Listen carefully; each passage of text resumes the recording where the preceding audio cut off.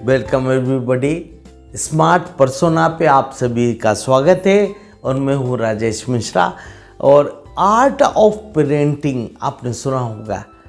आज लगभग हर घर में आर्ट ऑफ पेरेंटिंग का आवश्यकता है। जहाँ भी बच्चे हैं, छोटे बच्चे हैं, उनके लिए तो बहुत ही आवश्यक कुछ बातें हैं जो मैं आज आपके साथ बड़े बेसिक लेवल पे first video art of parenting का दे रहा हूँ, जो आपके साथ शेयर करूँगा। और इन बातों को ध्यान रखें। या तो आपके यहाँ बच्चे हैं तो ध्यान रखें, या आगे होना है, आगे होने वाले हैं तो भी ध्यान रखें, या होंगे ही। आप में से कुछ लोग हैं जो अभी शायद शादी ना हुई हो, तो भी यदि आगे कभी होता है तो आपको इन बातों को ध्यान रखना बड़ा आवश्यक है। आइए चलिए देखते हैं।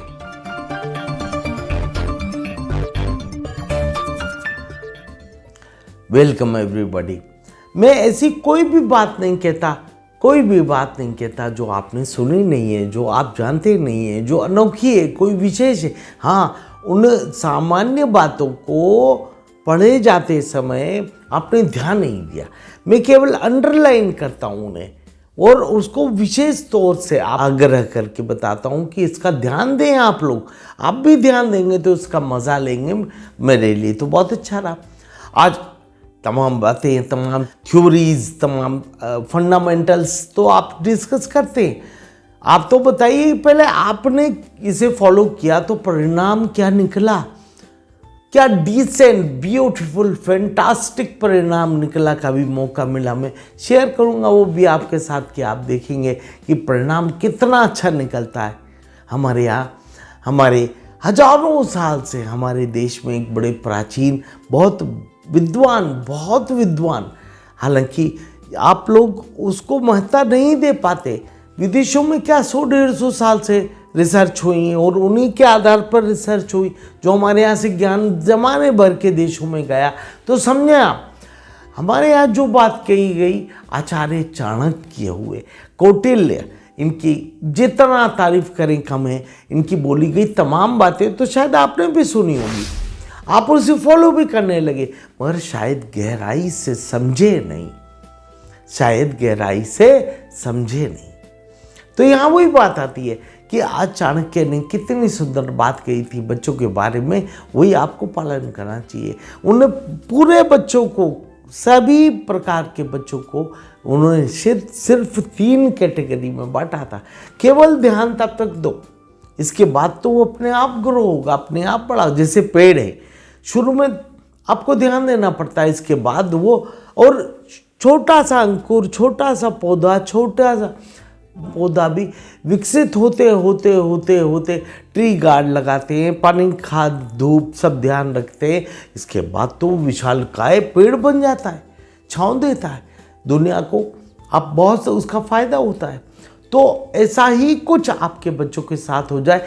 क्यों आपका बच्चा आपकी नहीं सुनता है, या क्यों वो जिद करता है, या क्या करना चाहिए, तो इसका ध्यान दें।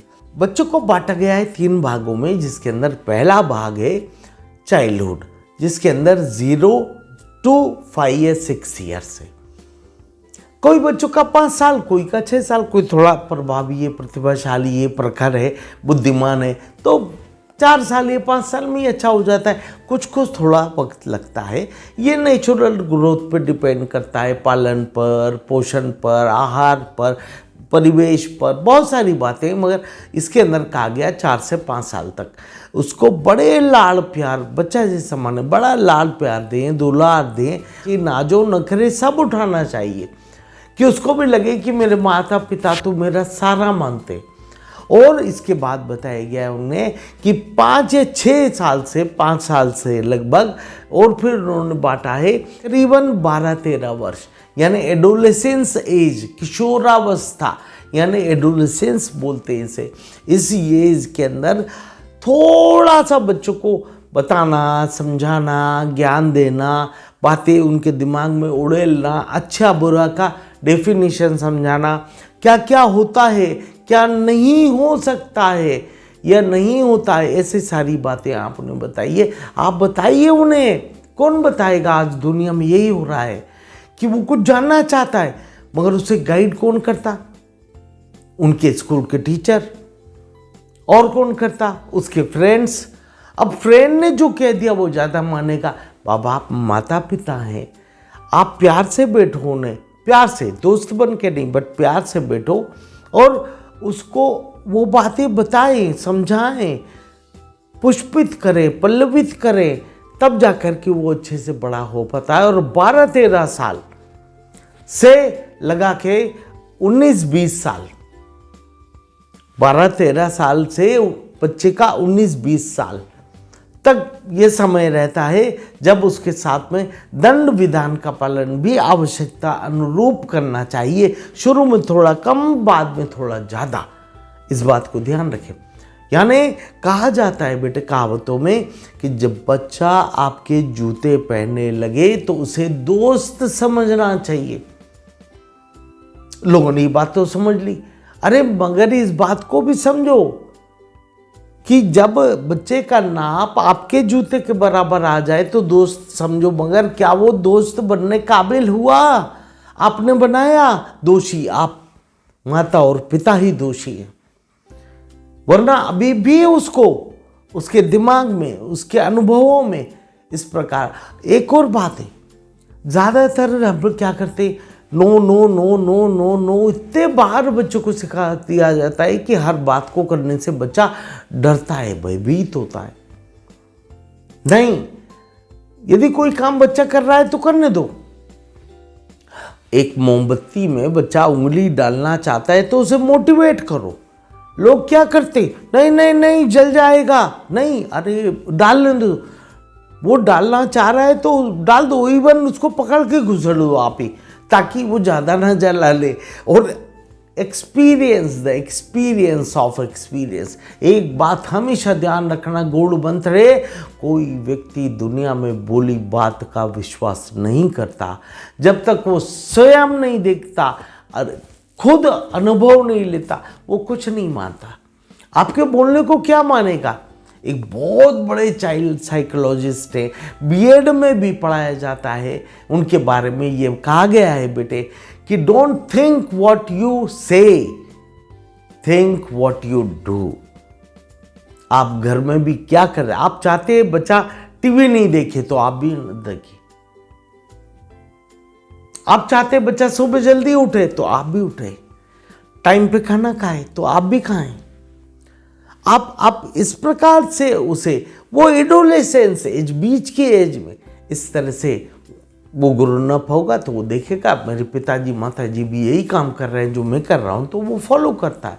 वो आपका कहा नहीं सुनता, आपका कहा नहीं सुनता, आप क्या कर रहे हैं इसको ऑब्जर्व करता है। माता पिता के ऊपर बहुत ध्यान रहता है उसका कि इन्हें क्या क्या, ऐसी परिस्थिति में क्या क्या, और लगभग हर परिस्थिति आ चुकी होती है।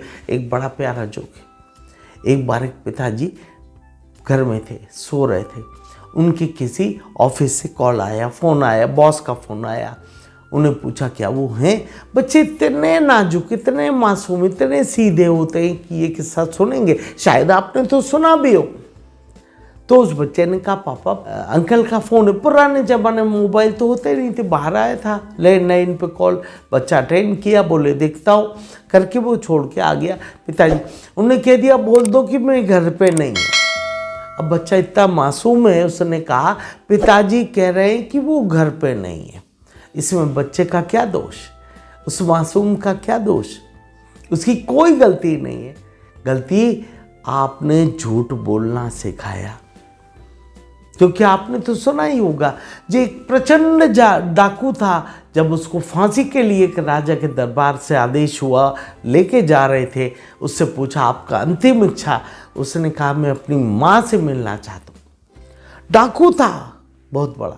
उसकी माँ आई, बड़ा प्यार किया, उसने दुलार किया, प्रणाम किया, उसने चरण स्पर्श किए, मगर इसके बाद माता जी की नाक काट ली। उसने पूछा क्या, ऐसा क्यों किया? तो उसने बोला माफ़ करना मुझे, प्रणाम किया मैंने आपको इसलिए, आप मेरी माँ हैं, बट मैंने आपका नाक काटा इसलिए क्योंकि जिस समय मैं पहली बार चोरी करके घर आया था मुझे रोक देती तो आज मैं इतना बड़ा डाकू नहीं बनता और फांसी नहीं लगती। ये केवल उसके कारण ही लग रहा है कि स्टार्टिंग में जब मैंने कई बार हम बच्चों को काफ़ी कुछ गलत करने के लिए भी मोटिवेट कर देते, कर लेकर इसकी बजाय कुछ बहादुरी, कुछ दिलेरी, कुछ बाहर जाना, कुछ देखना, इसके लिए मोटिवेट करो ना। फिर देखो आप क्या नतीजा होता है। हम अगर कब, जब बच्चा उस एडोलेसेंस एज में सही गलत का फ़र्क करना सीख जाए, वो सिखाइए आप ही लोग, इसके बाद उससे करिए, उसे डेवलप करिए, उसे दोस्त बनाइए, फ्रेंड बनाइए, अपने साथ बैठाइए, टेबल पे बैठाइए जी, आप उसके साथ टेबल पे बैठे एज ए फ्रेंड बातचीत करें और लाइफ में क्या चल रहा है और कौन है, और लोग तो लाइक करते होंगे तुम्हें, तो लाइक बच्चा हर बात खुल के आपके साथ बोलेगा, कहाँ जाता है, कहाँ आता है, क्या। आज हर व्यक्ति को मालूम होना चाहिए कि अक्सर बच्चा आपको झूठ बोल के जाता है और आपको नहीं मालूम, उसके दोस्त को नहीं, इस बात का विशेष ध्यान रखें। So nice to all of you, best of luck, may God bless you. आगे और बहुत सारे वीडियो आएंगे, आर्ट ऑफ पेरेंटिंग का एक सीरीज आता रहेगा, महीने में एक आध दो बार तो डालेंगे। आज बड़ा बेसिक और बहुत शुरुआती चीज़ आपको बताइए। उम्मीद करता हूँ आप लोग लाइक करेंगे, शेयर करेंगे, सब्सक्राइब करेंगे। So nice to all of you, best of luck, may God.